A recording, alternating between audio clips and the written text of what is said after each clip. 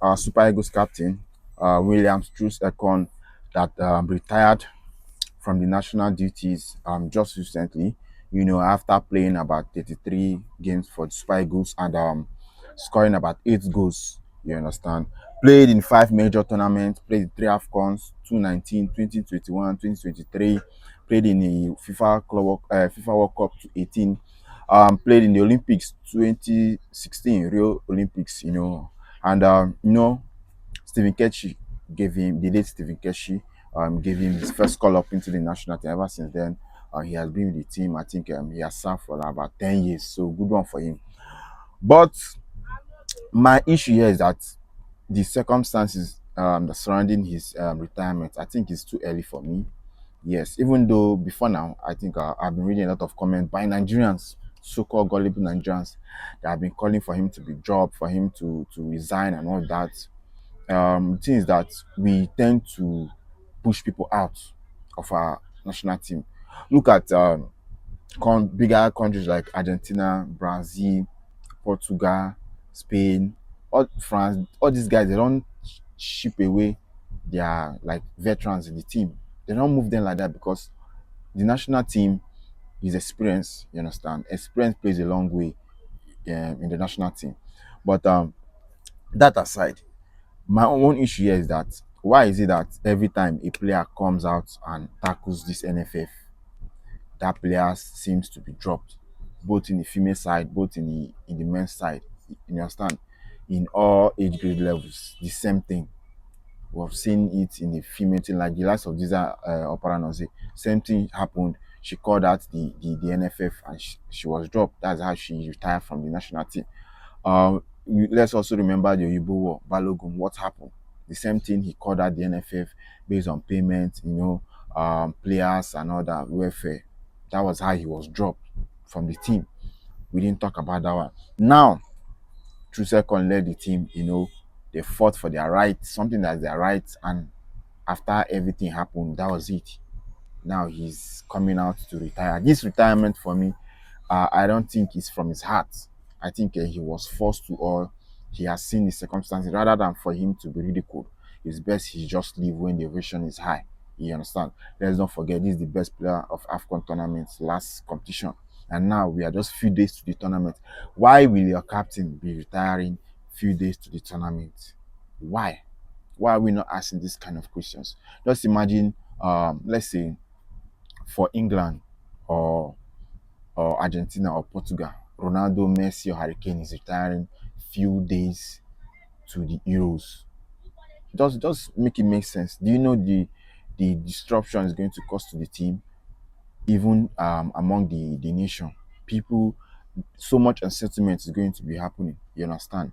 I believe there's still something within this that is happening within this camp. You understand? This corruption of this NFF led by Ibrahim Kusa. I think these guys, rather than tackling the issue, they will tackle you that is coming out to fight for your own rights. And we are all, as Nigeria, I think it's high time we come out and stop this nonsense because it's becoming a norm. You understand? You come out, you talk, and you have been pushed out of the team. You understand? Tell me why. Yes, even though Ekon he's not going to get enough game time. Yes, but that experience, that leadership quality, him being around the team in a big tournament like this is really needed. He might be coming in second half, dropping few games and all that. And let's not forget, one of our best defenders, Benjamin Frederick, he won't be going to this AFCON. So for me, I think the situation in this team is really deteriorating and it's really bad. There is a world where these guys will go to this AFCON, they will perform so badly because the internal crisis is just too much. Imagine your captain just going few days to the AFCON. What do you think is going to tell on the mentality of these players? What do you think is going to tell? So if players come out to speak now, they will push you out. Okay, if players like Osimhen comes out now and fights this NFF, would they still push him out? Is it because Ekong is not like the loud type of person? You understand? He's always calm, reserved, try to do things normally. So I think this NFF board, rather than trying to see how they can organize things to move what they just want to keep us in the dark and then keep on embezzling the funds. For, man, I'm just so sad that Ekong will be leaving so soon. At least, even if he was going to leave, maybe after the AFCON, you understand? After the AFCON, then you can leave. But leaving before the tournament, now I think that guy has been done so bad. Like the NFF, they have really hurt him so bad. And for me, he didn't really retire on his own. He didn't, rather than him being ridiculed or some media propaganda against his head. So he's just best his leave. He leaves the team. You understand? So going over to this AFCON, trust me, I'm not seeing us doing anything reasonable in this AFCON. There's a lot of internal crisis. A lot.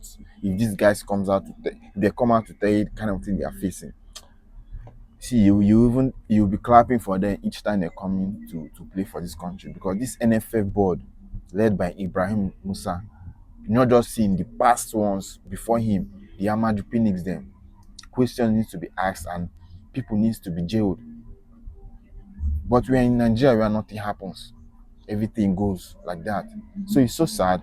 I'm not happy with this Troost-Ekong's resignation. Trust me, I'm not really happy. And I also know that this guy is not really happy. Retiring is just too early for him. You understand? But what can we do? We just need to keep on speaking out and hope that change is going to happen. But for that change to happen, there needs to be big bold steps that needs to be taken by Nigerians.